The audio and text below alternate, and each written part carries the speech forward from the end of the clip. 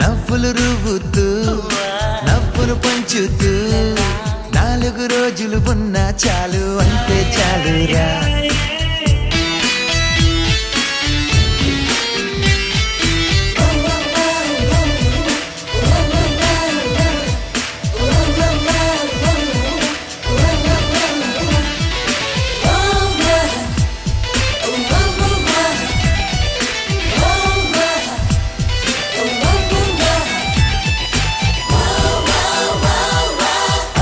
పండుని పొందాలి అంతా ఆనందం అందిన వెంటనే పంచాలి